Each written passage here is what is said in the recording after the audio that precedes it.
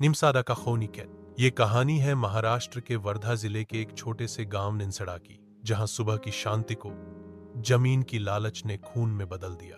28 जून 2025 शनिवार की वो मनहूस सुबह थी।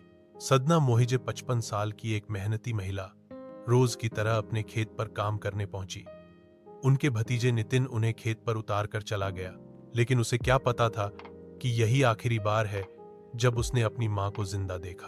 तभी अचानक वहां पहुंचा उनका ही रिश्तेदार महेंद्र मोहिजे, हाथ में कुल्हाड़ी, आंखों में लालच और दिल में नफरत। एक पल में उसने अपनी बुआ पर वार किया, बेरहमी से कई बार वार किया। सदना वहीं खेत में ढेर हो गई। रुक जा, क्या कर रहा है? लड़का दौड़ता हुआ आता है।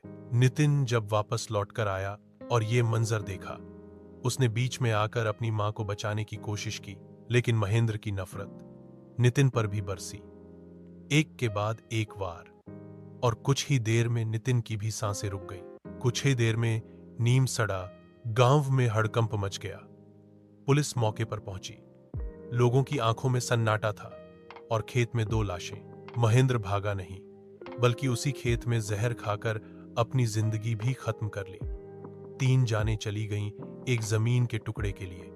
कभी एक ही छत के नीचे रहने वाले, आज मिट्टी के नीचे एक साथ सो रहे हैं। क्या ये खून की खेती किसी को कुछ दे पाई? याद रखिए, रिश्ते जमीन से बड़े होते हैं, लालच कभी किसी का नहीं हुआ। अरज इस वीडियो को शेयर कीजिए ताकि हर गांव, हर शहर में ये बात पहुंचे कि नफरत की फसल में सिर्फ मातम उगता है।